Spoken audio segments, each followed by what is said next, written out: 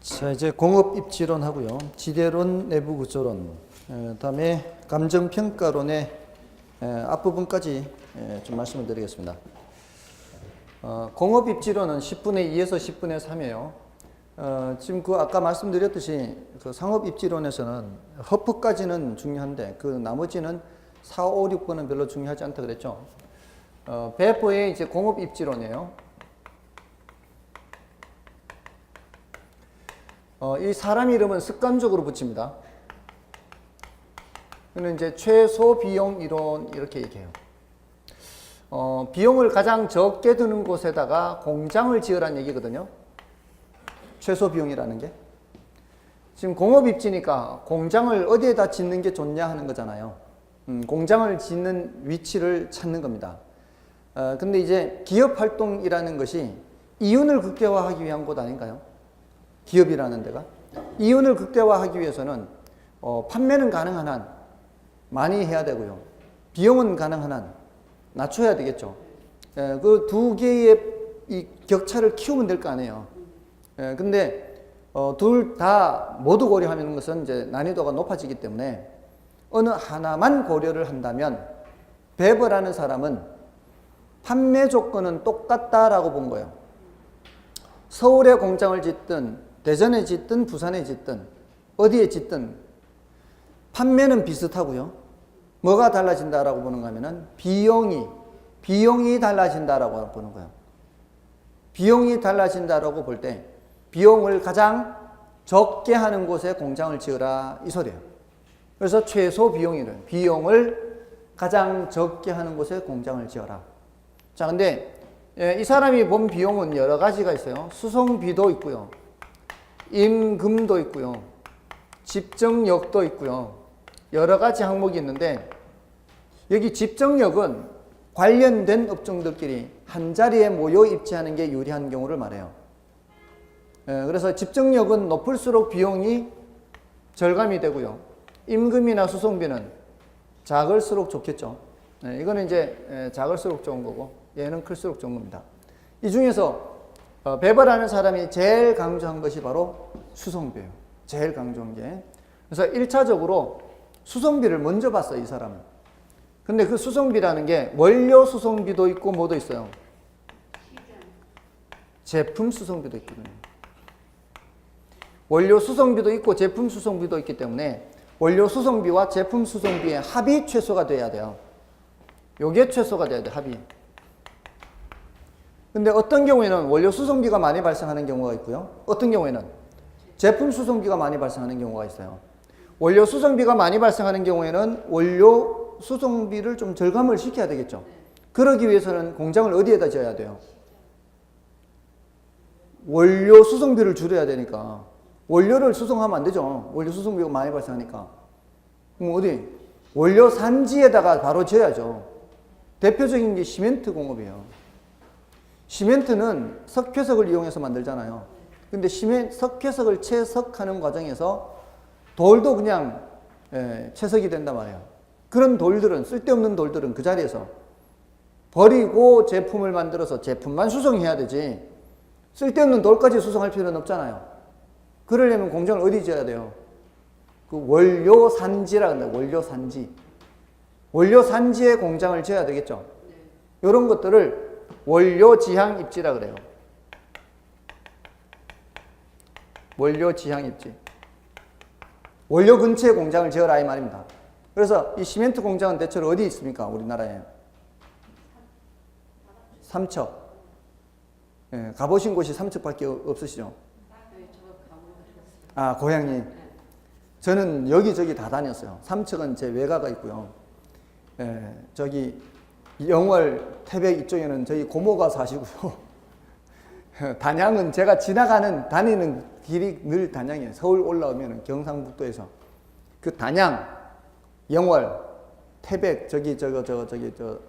태백 쪽은 아니고 태백에서 넘어가는 삼척 쪽에 가면은 이제 시멘트 공장이 있죠. 그런 쪽에 그 석회 동굴이 많죠.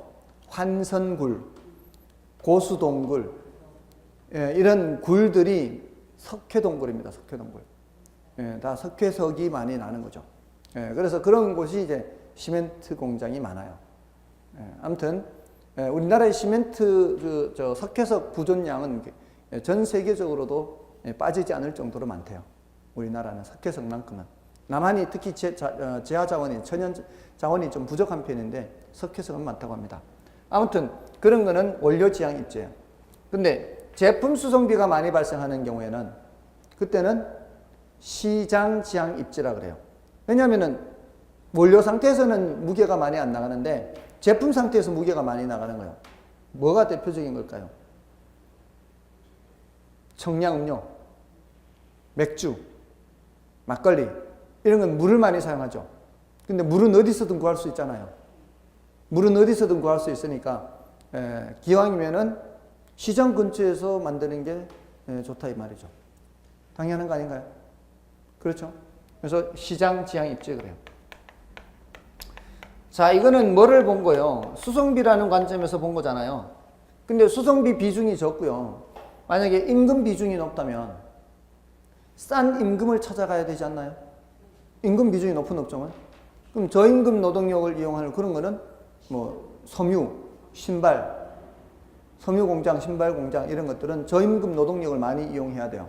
이런 것들은 노동 지향 입지라 그래요. 노동 지향 입지. 싼 노동력을 구해서 가는 거죠. 그러니까 이제 중국으로 갔다가 이제 중국도 안 되니까 이제 동남아로 갔지 않습니까? 그게 이제 이런 이제 저임금 노동력을 이용하기 위해서죠. 그 외에 뭐 집적 지향, 뭐 지하 산업도 있고 뭐 자유 입지다 뭐 여러 가지 있는데 지금 단계에서는 이 정도면 되겠습니다. 이거는 10분의 2에서 10분의 3이거든요. 그러니까 그렇게 중요도가 높은 것은 아닙니다. 자, 이렇게 하고요. 다음에 이제 넘어가시면은 레쉬의 최대 수요 이론이나 그린헛, 또 아이사드 이런 것들은 좀 중요도가 낮아요. 10분의 0이거든요. 3번은 아예 말씀을 안 드릴 거고요, 앞으로.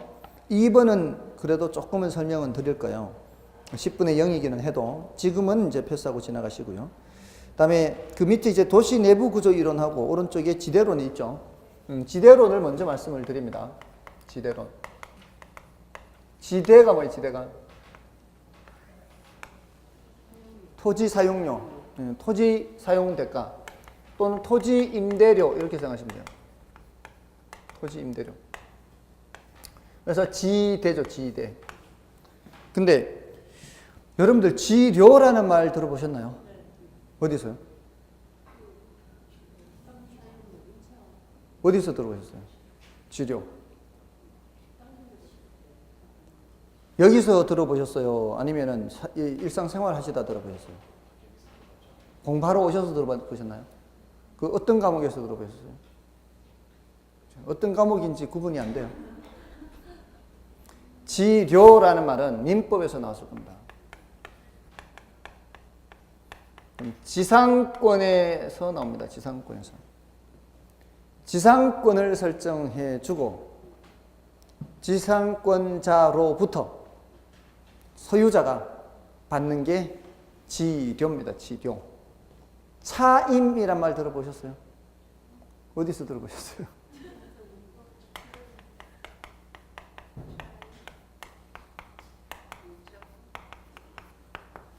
차임은 임대차에서 나오는 말이고요.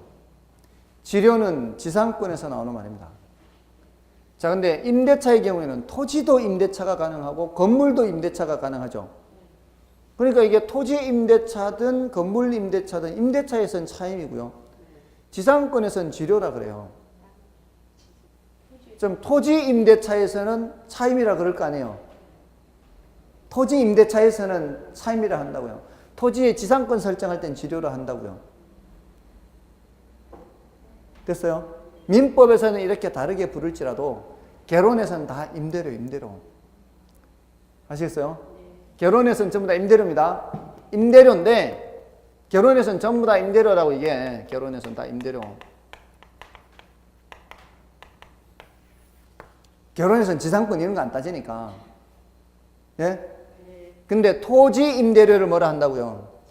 지대라고. 개론에서는 토지 사용 대가, 토지 임대료를 지대라 그래요. 민법에서는 이렇게 따로 불러도 결혼해서는 그냥 전부 다 임대료라고요. 근데 토지 임대료 하면 말이 길잖아요. 그러니까 어떻게 지대 이렇게 줄여서 말한다고요. 됐나요? 자, 근데 이 지대로는 그 토지 사용 대가, 토지 임대료, 토지 사용 대가가 무엇 때문에 큰 게 있고 작은 게 있냐 이 말이에요. 땅 사용 대가가. 근데 그게 200년 전 유럽이에요. 200년 전 유럽. 이거 시험에 나오는 거 아니에요. 이것도 적어놓고 이거 시험에 나온다고 생각하지 마시고요. 배경을 생각하시라고요. 200년 전에 유럽이면 우리나라든 유럽이든 그 땅은 주로 어떤 용도로 사용을 했을까요? 농사 짓는 거죠. 농사. 농경지 지대론을 생각하시라 이 말씀이에요. 자, 농경지 지대론이에요. 자, 어떤 땅은 농사 지을 때 지주한테 지대를 많이 줘야 되고 어떤 땅은 좀 적게 주고 차이가 있을 수 있죠. 뭐 때문일까요? 옥토. 예, 옥토. 옥토. 오랜만에 들은 표현입니다. 옥토. 비옥한 토지란 얘기죠.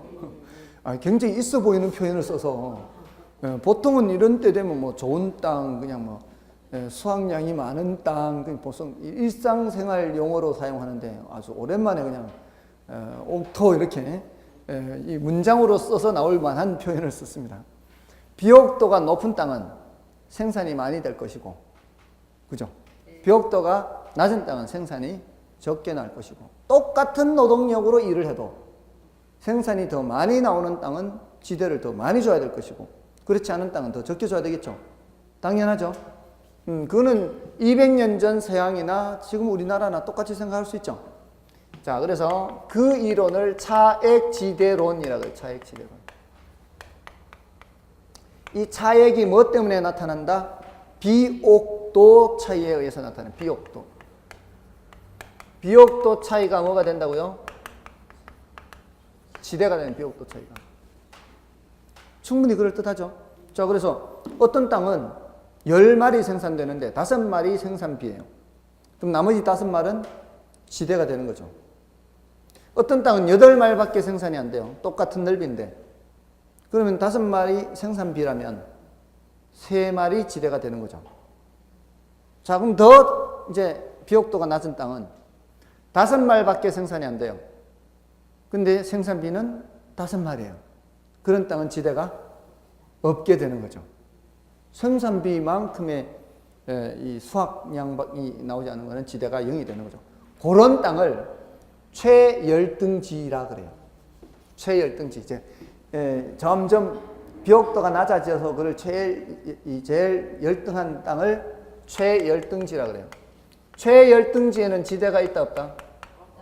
여기는 지대가 이제 0이 되는 거죠. 자, 다음에 이번에는 비옥도 생각하지 말고 다른 원인으로 지대의 차이가 날 수 있다는 거예요.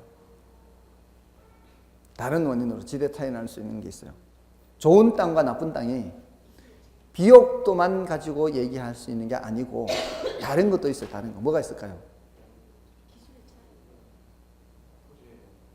토지에? 아니, 농사 지을 때. 지금 농경지 얘기하는 농경지 지대론에서. 위치에 따라서. 위치에 따라서 좋은 위치면 생산된 걸 바로바로 그냥 편하게 수송해서 옮겨갈 수 있잖아요. 안 좋은 땅은 한참 힘들여서 싣고 가야 될 거 아니에요. 그죠?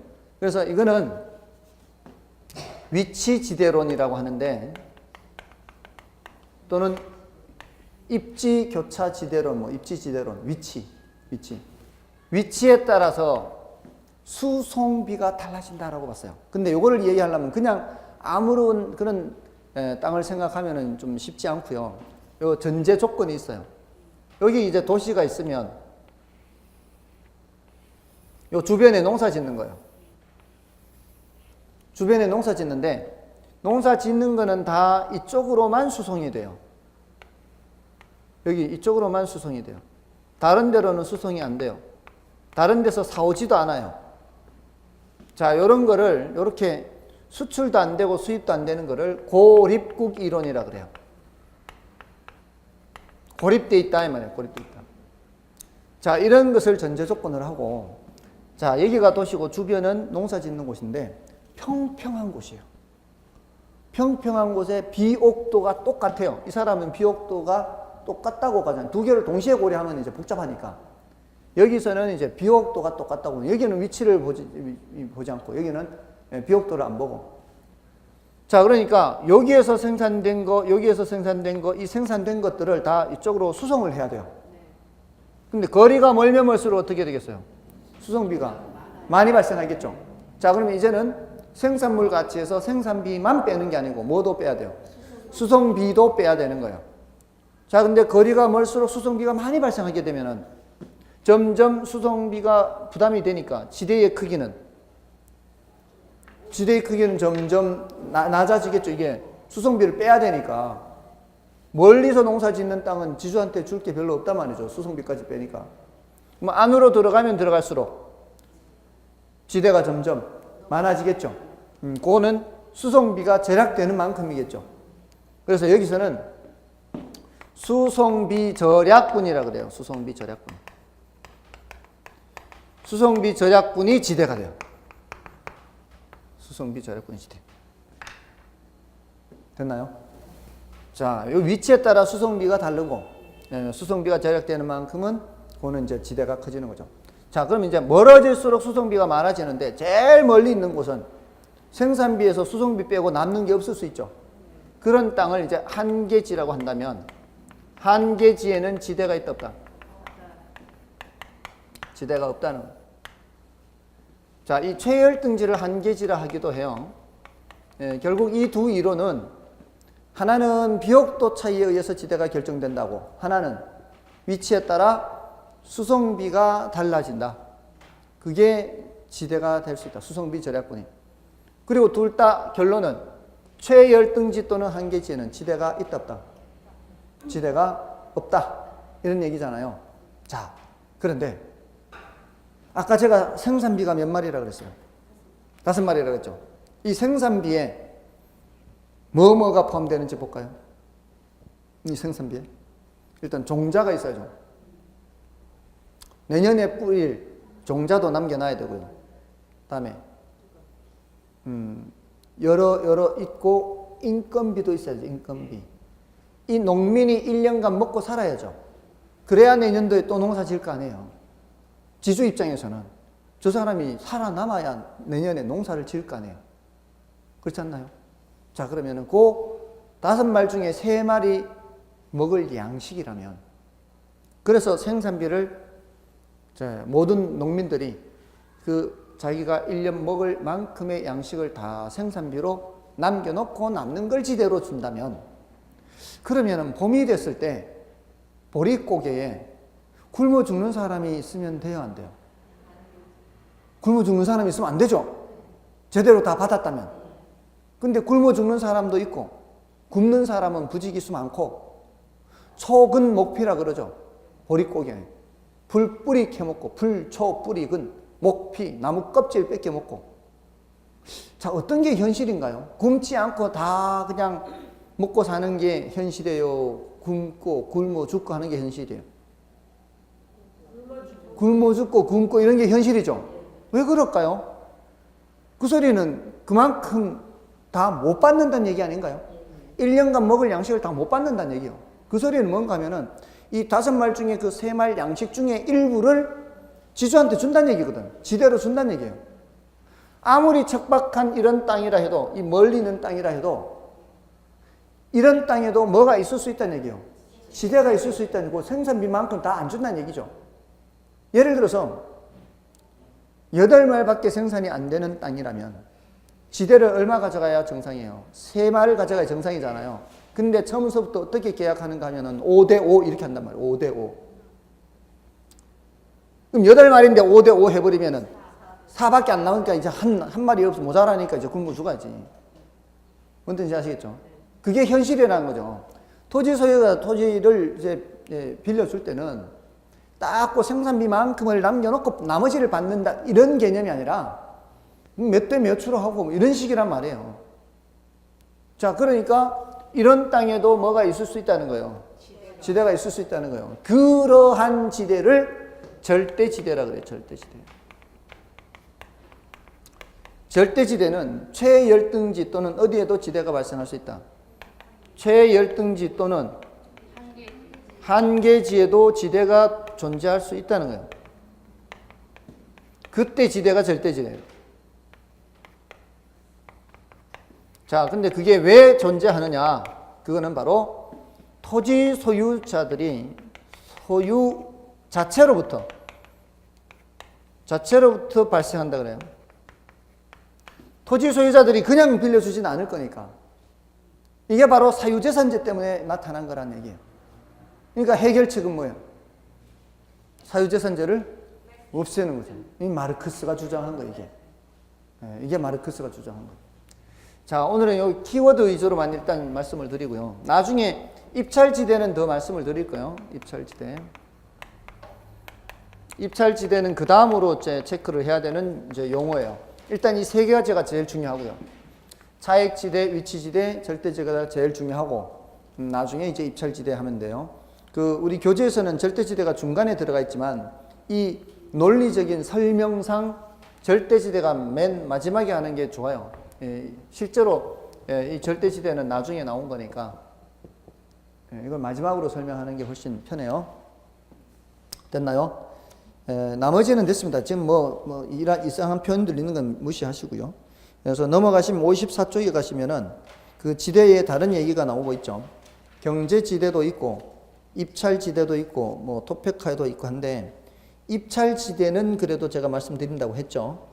근데 위에 경제지대는 10분의 0이에요. 10분의 0이나 다름없어요. 이거 정답 지문이 아닌 걸로 그냥 언급만 됐는 정도가 있었는데, 이건 나중에 설명은 드릴 기회가 있어요. 그러니까 우리는 항상 뭐를 먼저 해야 돼요? 중요한 걸 먼저 해야 돼요. 중요한 거를. 출제 빈도가 높고 한 거를. 자, 다시 앞으로 가셔서 내부 구조론이요. 도시 내부 구조론. 52쪽. 제가 왜 이걸 먼저 말씀을 드렸는가 하면은, 이게 200년 전 유럽의 얘기예요. 그러니까 시대가 앞선다고 이게. 그 다음이 도시 내부 구조론이에요.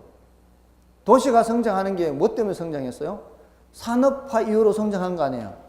그러니까 이게 200년 전이라면 도시 내부 구조론은 요거는 100년 전 미국으로 넘어오는 미국으로. 제가 첫 주에 혹시 말씀을 드렸을런지 모르겠는데 부동산학이라는 학문을 설명을 드리면서 이 부동산학의 역사가 서양에서 약 100년 정도 됐다 그랬어요. 100년 조금 더 되거나. 그 부동산학이라고 하는 게 생겨난 이유가 바로 도시화 때문에 나타났다. 도시. 산업화가 이루어지니까 공장 이제 산업 활동을 하니까 이제 사람들이 도시로 몰려들죠. 도시로 몰려드니까 주택 문제, 토지 문제 이런 게 나타나니까 이걸 어떻게 하면 효율적으로 해결할 수 있을까 해서 부동산학이 나타났다 그랬죠. 그게 이거예요. 도시화가 나타나면서 이렇게 된 거예요. 그게 이제 버제스의 동시몬 이론이라는 게 약 100년 전이거든요. 이게 100년 전이에요. 다음에 선형 이론, 다음에 다핵심 이론. 이 다핵심 이론이 1940년대요. 1940년대. 그러니까 약 70년 전이죠. 그러니까 한 110년 전쯤에서부터 70년 전까지 이렇게 발전했고요. 발전. 동선다 이렇게. 도시가 성장할 때 동심원 형태로 성장하느냐, 선형으로 성장하느냐, 다핵심 이론이냐 이렇게 나오는데 이 동심원 이론은요. 도시가 처음에 이렇게 형성될 때 지금 이 동심원 이론은 이것을 본떠온 겁니다. 이걸 본떠온 거예요. 200년 전에 이 이론을 본떠온 거예요. 여기는 도시가 여기가 도시죠. 도시가 성장하는 걸 얘기하는 게 아니라 도시는 여기 있고 농사를 짓는 거 그렇죠. 근데 여기서는 요런 모양으로 하는 게 도시가 이렇게 성장해서 커서 나가는 걸 얘기를 하려고 하는 거예요. 지금 여기에 이제 시카고라는 도시를 이 대상으로 연구했거든요. 100년 전에 시카고. 이 평평한 곳이에요, 이것도. 평평한 곳에 이제 사람들이 이제 와서 살게 된다면 제일 안쪽에는 어떤 시설들이 와야 될까요? 사람들이 이렇게 모이기 쉬운 안쪽에는. 시장. 시장이 여기 와야 될 거 아니에요. 사람들이 모이는 곳. 시장, 학교, 금융기관, 관공서, 이런 술집, 이런 것들은 다 어디 와야 돼요? 요 중심으로 와야, 중심 업무지구로 여기 와야 될 거 아니에요. 그럼 그 바깥은 뭐가 자리 잡아야 돼요? 주택이 자리 잡아요, 주택. 사는 곳이. 주거지죠, 주거지. 자, 이 상태에서 더 도시가 성장하면 이제 사람들이 몰려들면은 어디를 개발해요? 개발할 곳이 어디밖에 없어요? 외곽밖에 없잖아, 지금. 그럼 사람들이 더 몰려들면은 외곽으로 이렇게 또 개발을 해야 되겠죠. 이 안쪽은 좀 비좁겠죠, 이제. 더 많은 사람들이 이용하는 중심지이니까. 그럼 이거는 이렇게 침범을 할 수밖에 없죠. 비좁으니까. 맞나요? 원래 주거지였던 곳이 약간의 침입을 당합니다. 그러면서 여기는 이제 점점 낡아지는, 바깥이 새로운 주거지가 됐기 때문에 여기는 점점 낡아지는 지역이 되어 가요. 여기는.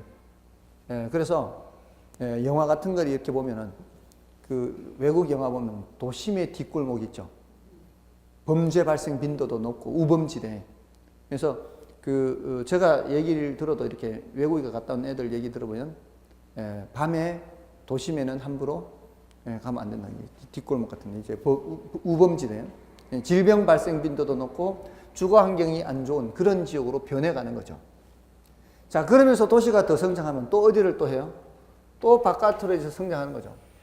자, 그런데 여기는 다른 모습으로 바뀌어가는 데죠. 여기는 중심 업무지구는 조금 더 확장은 되거나 해도 항상 뭐 가운데는 있어요. 그 바깥이 천이지대라는 거예요. 천이 또는 전이지대 또는 점이지대. 다른 모습으로 바뀌어가는 곳이에요. 주거 환경 안 좋겠죠. 살만한 곳이 아니잖아요. 그러면 이 주변에 소득 수준이 높은 사람이 살겠어요? 낮은 사람이 살겠어요? 낮은 사람이 살겠죠. 그러면 요거를 하나 건너뛰면 누가 사는 거죠? 고소득층이 사는 거예요. 그 다음에 그 바깥에는 도시 외곽에 출퇴근하는 이 통근자들이 산다는 거예요. 도시가 이렇게 성장한대요. 성장할 때. 처음에 그런 모습에서 이런 식으로 성장한다는 이론이 동심원 이론이에요. 저기 위치지대론의 영향을 받았어요. 이 모양이에요. 저기서는 농사 짓는 거지만 이건 도시가 성장하는데 주로 뭐를 살펴봤어요? 얘네들이 전부 다 주거지죠, 주거지. 주거지 분화 현상을 위주로 봤어요, 이 사람은. 주거지가 이렇게 분화되면서 도시가 성장한다, 도시 구조가 이렇다라고 한 이론이 동심원 이론인데, 자, 이거는 지나치게 단순화했다는 비판을 받아요. 너무 단순화됐죠. 어떻게 도시가 동그랗게 성장하나요? 동그랗게. 모양이 좀 삐뚤삐뚤하기도 하고 뭐 그러지 않나요? 그는 뭐 때문이냐? 이제 이 사람이 이제 발전시킨 거예요. 교통축 때문에 그렇다는 거예요. 교통축 때문에.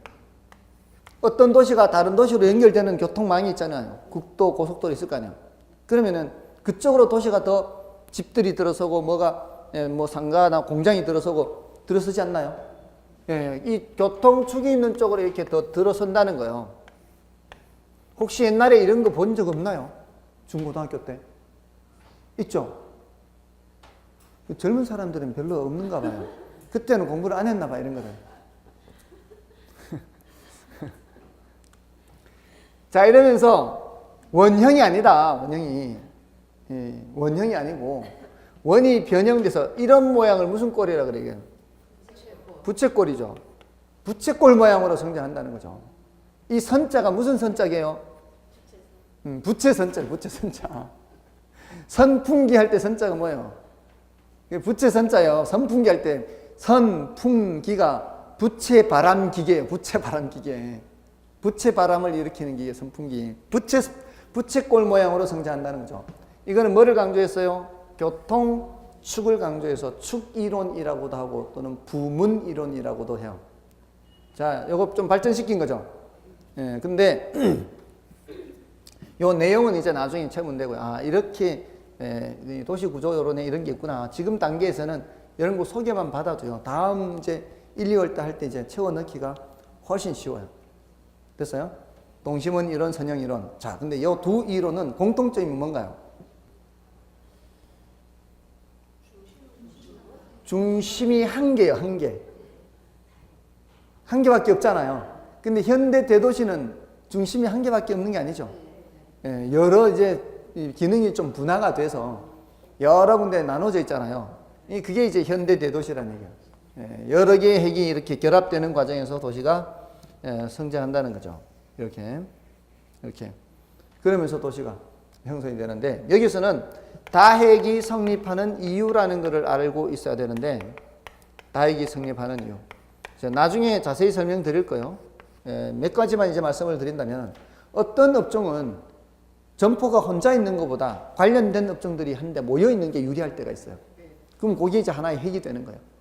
그리고 어떤 업종은 서로 양립할 수 없는 업종들이 있어요. 근처에 옆에 있기는 좀 부담스러운 업종들은 그거와는 떨어져서 다른 데 가서 핵을 만들어요. 그것 때문에 또 핵을 만들기도 하고, 또는 어떤 업종들은 그 특정 위치나 시설을 필요로 하는 경우가 있어요.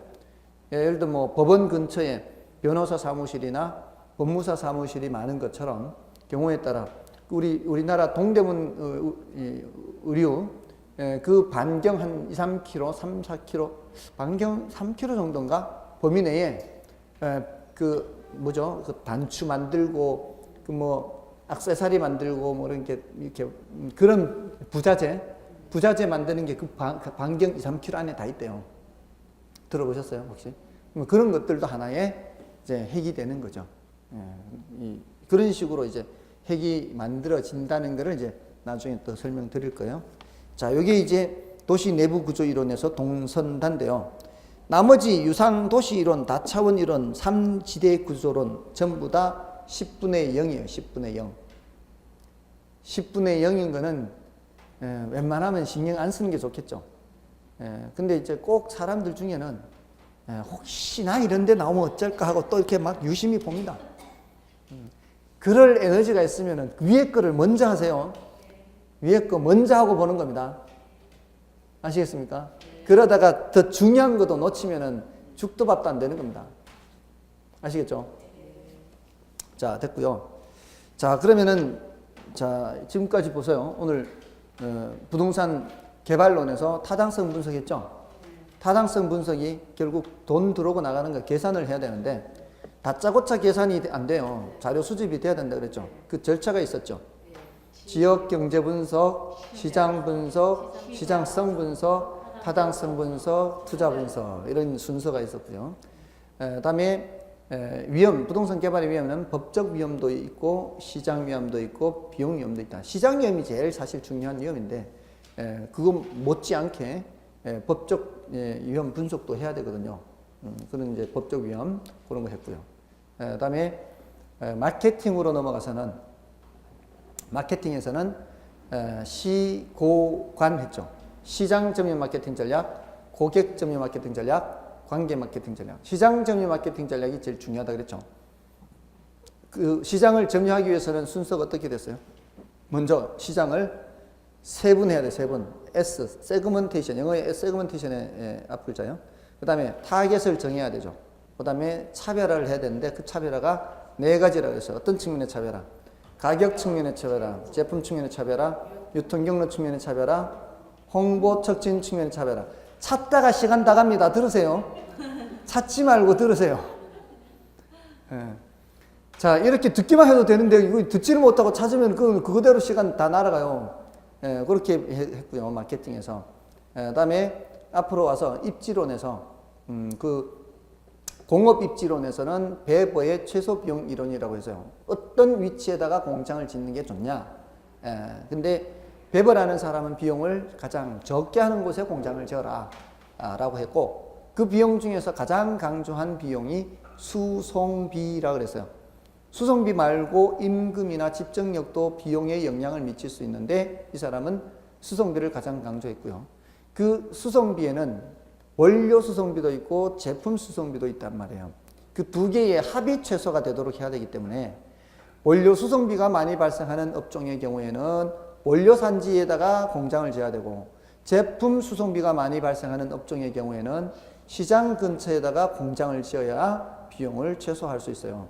경우에 따라 수송비 비중이 크지 않고 인건비 비중이 큰 경우에는 저임금 노동력을 찾아가야 되는 경우도 있다 그랬죠. 이런 경우는 노동지향 입지를 한다. 이렇게 했고요.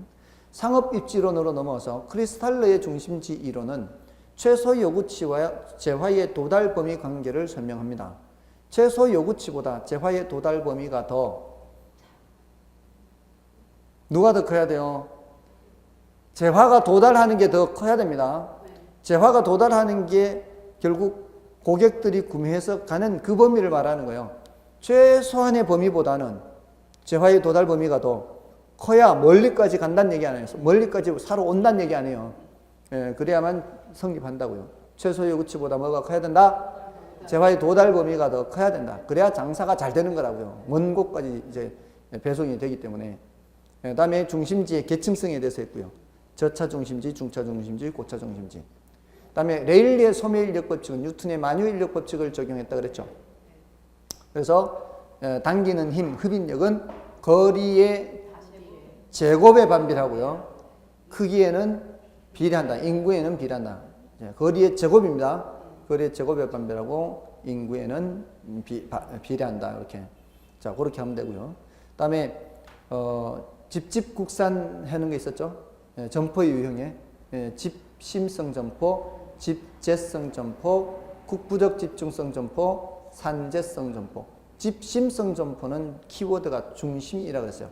배우지의 중심에 자리 잡아야 유리한 점포를 말해요. 백화점이 대표적입니다. 백화점. 그는 배우지의 중심이 있어야 돼요. 대체로. 다음에 나머지 상업 입지론 됐고요. 이제 상업 입지론 다 되고 이제 지대론, 이제 도시공간구조론. 지대론에서는 농경지 지대론이라고 했어요. 농경지 지대론에서 비옥도를 강조한 이론이 있었고요. 차액 지대론이라는 겁니다. 위치에 따라 수송비가 달라지고 수송비 절약분이 지대가 된다라는 것은 이런 위치 지대론 또는 입지 지대론, 입지 교차 지대론, 위치와 관련되는 거고요. 그다음에 절대 지대론이 있죠. 이거는 최열등지 한계지에도 뭐가 존재할 수 있다. 지대가 존재할 수 있다. 요거는 토지 소유 자체로부터 지대가 발생할 수 있기 때문에 그렇다 그랬죠. 됐나요? 요거를 절대 지대 이렇게 했고요. 그다음에 도시 공간 구조론의 동선다 했어요. 동심원 이론, 선형 이론, 다핵심 이론이에요. 자, 그리고 이제 마지막으로 그 감정평가론의 앞부분은 좀 설명을 드리고 마칠게요. 앞부분에 그 감정평가의 분류가 있어요. 그거는 좀 말씀을 드리겠습니다. 다음 주에 나머지 이제 감정평가론을 하고요. 오늘은 이제 감정평가 분류 정도까지만 말씀을 드리겠습니다. 이제 118쪽이죠. 자, 118쪽에 부동산 감정평가의 개념이 있죠. 그 감정평가의 개념은 첫 번째 줄 끝쯤에 가시면은 토지 등이라는 거 있죠. 그거 밑줄 긋고요. 그 다음에 경제적 가치, 요걸 밑줄 긋고요. 그 다음에 두 번째 줄 앞에 가액으로 표시, 요게 감정평가예요. 토지 등, 경제적 가치, 가액으로 표시.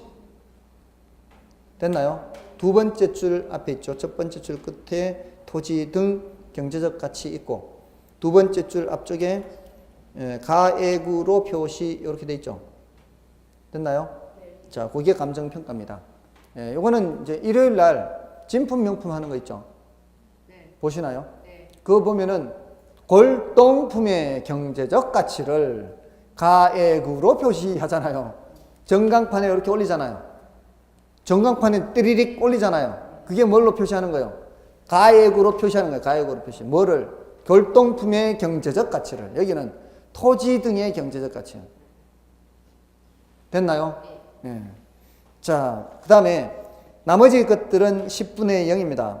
감정평가의 필요성, 감정평가의 기능, 이거는 10분의 0. 그 다음에 물건별 감정평가 방법은 다른 그 내용, 감정평가 방식을 공부한 후에 해야 돼요. 그건 일단 패스입니다. 일단.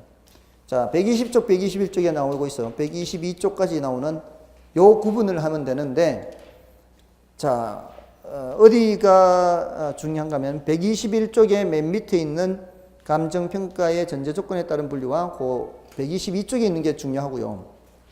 자, 나머지 것들은 별로 어렵지도 않고 체크해야 될 거는 하나밖에 없어요. 자, 일단 120쪽에 먼저 보세요. 120쪽에 평가 주체에 따른 분류. 자, 이 평가 주체에 따른 분류는 굳이 기억할 필요 없고요. 공적 평가와 공인 평가만 구분하면 돼요. 공적 평가와 공인 평가. 제가요, 지난주에 이어 이번 주에도 수영을 했습니다. 이번 주에는 수영을 36바퀴 돌았어요. 50분 동안. 이제 목표가 40바퀴. 목표가 40바퀴. 예, 근데 하고 나면은 힘들 것 같죠? 오후 시간에 점심 먹고 오전에 일하고 점심 먹고 오후 시간에 나른한 시간에 잘 건가 운동을 할 건가 정말 갈등 많이 생깁니다. 근데 오히려 자면 야간 수업이 힘들 때가 더 많아요. 저렇게 졸거나 이렇게. 운동을 하면 오히려 더 쌩쌩해집니다. 운동을 하면 훨씬 나은 것 같아요. 자, 아무튼 쌩쌩합니다. 원래 제가 야행성이기도 하고요. 밤만 되면 쌩쌩해져요. 자, 그 첫 번째 공적 평가와 공인 평가. 자, 요거를 구분을 하는 게 이제 있고요. 나머지 것들 보세요. 나머지 것들. 나머지 것들 그 밑에 보면은 동기에 따른 분류. 이거는 알 필요 없어요. 그냥 필수 평가, 임의 평가 이것만 구분하면 돼요.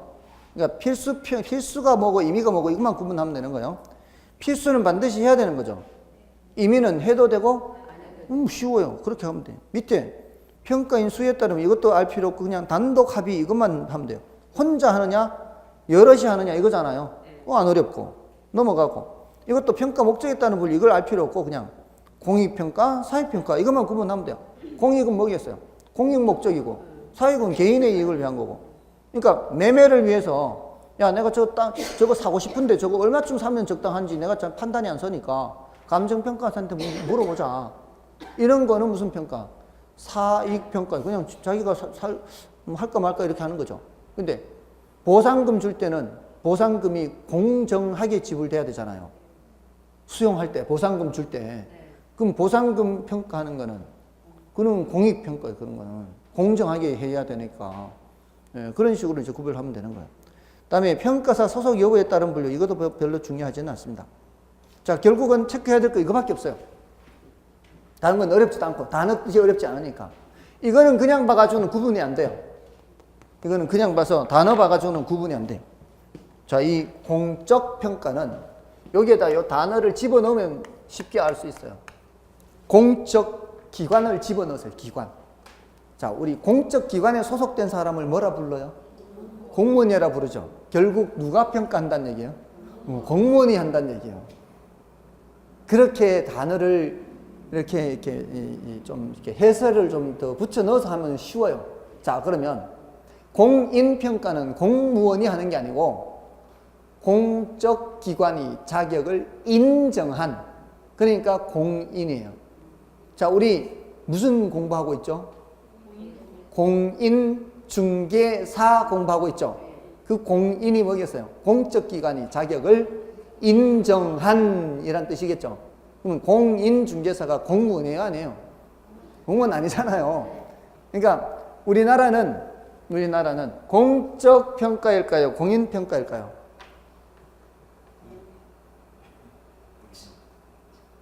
우리나라는 공무원이 하는 걸까요? 자격을 갖고 있는 누군가가 하는 거예요? 공인감정평가사가 있잖아요. 공인감정평가사. 안 들어보셨어요?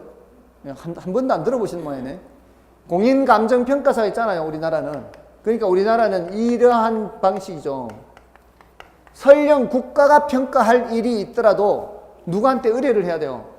공인감정평가사한테 의뢰를 하죠. 됐나요? 됐죠? 그럼 어렵지 않죠? 공적 평가는 공적 기관이 하는 평가요. 근데 우리나라는 그게 아니라 이 말이죠. 공인감정평가사가 있잖아요. 그것만 하면 어렵지 않단 말이에요. 그럼 나머지 이제 그 121쪽에 밑에 있는 거, 그 이제 순서를 현황평가를 제일 위로 올려요. 왜 그게 소급평가가 제일 위에 올라가 있는지 모르겠네요. 현황평가 다음에 조건부평가, 이게 이제 짝짓기 하는 거거든요.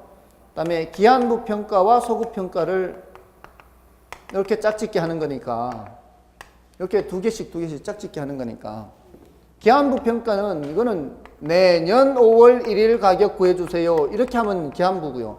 민법에서 배우시죠? 기한. 장래 도래가 확실한 어떤 사실에 법률 행위 효력의 발생 또는 소멸을 걸어두는 것을 기한이라고 하죠. 맞잖아요. 법률 행위의 효력 발생을 걸어두면은 시기부, 법률 행위의 종료를 걸어두면은 종기부 이렇게 하잖아요. 마칠 종. 내년 5월 1일까지 생활비 대주겠다. 이건 뭐예요? 종기부잖아요. 그때까지만. 끝나는 시기를 걸어놓은 거 아니에요. 내년 5월 1일부터 생활비 대주겠다. 이건 시기부. 시작하는 시기. 아, 이거 안 했어요? 말은 들어봤어요? 아직 안 들어갔나 보네. 죄송합니다. 전 들어갔는 줄 알았죠. 이건 지난 5월 1일. 이러면 뭐예요? 소급평가. 소급 거꾸로 돌아가는 거잖아요. 이건 뭐 어려운 거 아니에요. 개념이. 됐나요? 자, 그러면요. 현황평가는 뭐예요? 뜻이. 현재 상태를 현황이라 그러죠. 그러면은 여기 지상에 건물이 있는 이 밑에 땅을 뭐라고 부르죠? 첫 번째 주에 했어요. 첫 번째 주에. 오래됐죠? 예, 건부지라 그러죠. 이거는 뭐라 그래요? 건물이 없는 땅은 나지. 건물이 있는 땅은 건부지. 이렇게 한다 그랬잖아요. 자, 이 나지 가격이 1억이래요. 토지 조건은 똑같대요. 근데 이 건물이 철거해야 될 정도로 낡아서 철거비가 1,000만 원 발생할 것이라고 예상이 돼요. 자, 그러면 다른 조건이 똑같고 요것만 차이가 있다면 요 건부지는 얼마 주고 사겠어요? 9천만 원 주고 사야겠죠? 그 건부지 가격이 9천만 원 나오죠? 왜 이렇게 나오는 거예요? 얘 때문에 그렇죠? 이거를 건부감가라고 해요. 건부감가. 건물이 있어서 가치가 오히려 떨어지는 거죠. 자, 이거는 이 지상에 있는 건물의 상태를 봤기 때문에 평가하는 거죠. 그게 현황평가라고요. 건부지 평가는 현황평가예요. 근데 만약에 이렇게 묻는다면, 야, 여기 지금 건물이 있는데 건물이 없다면 얼마일까요? 이렇게 하면 얼마예요? 그러면 이렇게 되겠죠. 있는데도 불구하고 만약에 건물이 없다면 하는 게 뭐예요? 조건부 평가예요. 건물이 없다면 얼마예요? 1억이잖아요. 그걸 뭐라고 하는가 하면 나지상정평가라 그래요. 나지상정평가는 조건부 평가. 건부지 평가는 무슨 평가? 현황평가. 건부지 평가는 지상에 건물이 있는 상태를 봤기 때문에 9천만 원 이렇게 되는 거지만 건물이 있는데도 불구하고 없다면 하니까 나지상정평가 조건부 평가예요. 이렇게 평가할 때도 있습니다. 여러분들 공시지가 평가하는 거 알고 계시죠? 토지 공시지가 평가해서 1년에 한 번씩 이제 해서 그 매년 발표하잖아요. 1년에 한 번씩. 그거는 나지 상정평가를 해요. 네, 건물이 있어도 건물이 없는 것처럼 해요. 철거할 건물이 있든 그냥 금방 지은 건물이 있든 건물이 없는 것처럼 해서 평가를 해요. 왜냐하면은 이거 한 번 발표하면은 1년간 써야 되죠. 한 번 발표하면 1년간 써야 되는데 근데 그 자료를 보는 사람은 공시한 그 자료를 보는 사람은 언제 볼지 알 수 없잖아요. 건물이 있다가도 없어질 수도 있고 없다가 지을 수도 있잖아요. 그러니까 지상의 건물 상태를 반영해서 밑에 평가해버리면 말이 안 되는 거죠. 있던 건물 없어지면 어떡하려고. 그렇잖아요. 그래서 공시지가 평가할 때는 공시지가 평가는 무슨 평가라고요? 나지 상정평가, 조건평가예요. 됐나요? 자, 현재 상태대로 평가하느냐, 나지 상정평가냐. 이게 원칙입니다. 여기서는 이게 원칙이에요. 현황평가가 원칙이에요. 나중에 나머지 더 말씀을 드리고요. 지금은 이 정도만 하고 지나가도 돼요.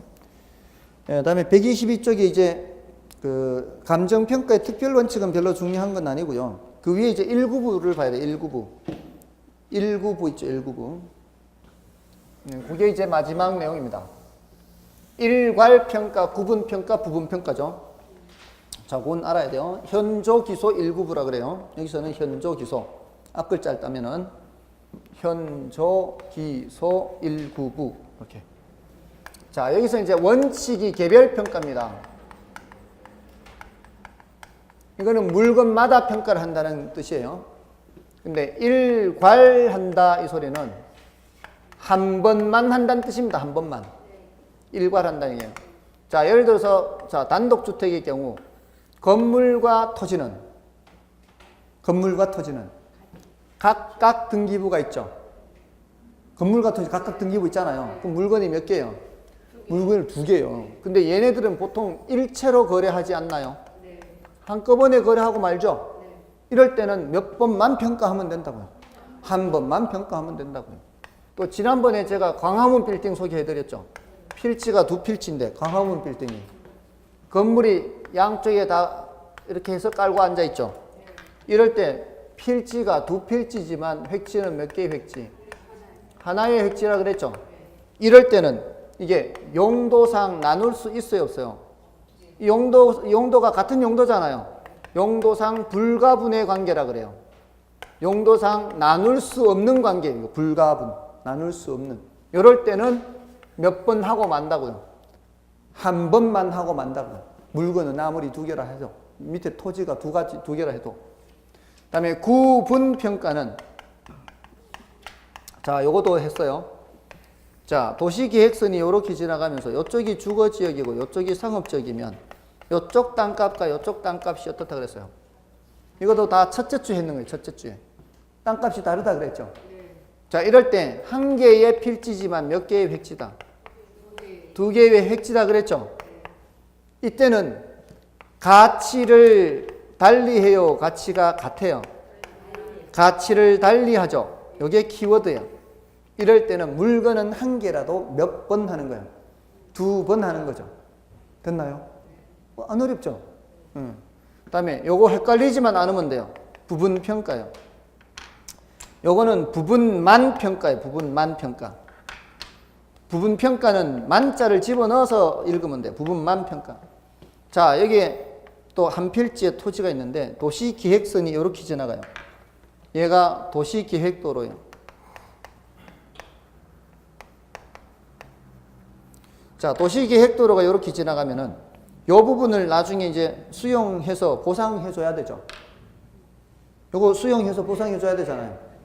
요거 계산할 필요 있어요, 없어요? 요것만 계산하면 되죠. 요 부분만 계산하면 되죠. 무슨 평가요? 부분만 평가요, 부분만. 이거는 하나 다를 안 하죠. 구분평가와의 차이는 뭐예요? 구분평가는 하나를 다 하는데 가치를 달리 하니까 이것도 하고 이것도 하고 각각 해서 다 하는 거고, 요거는 부분만 한다고요. 됐나요? 그럼 됐어요. 현저기소 일부분. 요거 이제 체크해야 돼요. 공적평가, 공인평가하고 현저기소 일부분. 이렇게. 이게 이제 그나마 좀 공부를 해야 되는 거고, 나머지는 단어에서 유출을 할 수 있죠. 공익평가, 사익평가, 필수평가, 임의평가, 뭐 단독평가, 합의평가. 혼자 하는 여러 이 공부를 하더라도 조금 헷갈릴 수 있는 그 단어를 봐서 뜻을 유추할 수 없는 걸 위주로 해야 되겠죠. 됐나요? 그러면 공부하는 시간을 많이 절약할 수가 있거든요. 됐죠? 자, 이제 다음 주는 가치와 가격부터 나머지 감정평가론의 내용을 보도록 하겠습니다. 벌써 다음 주 마지막이네요. 아무튼 애쓰셨습니다. 다음 주에 뵙겠습니다. 감사합니다.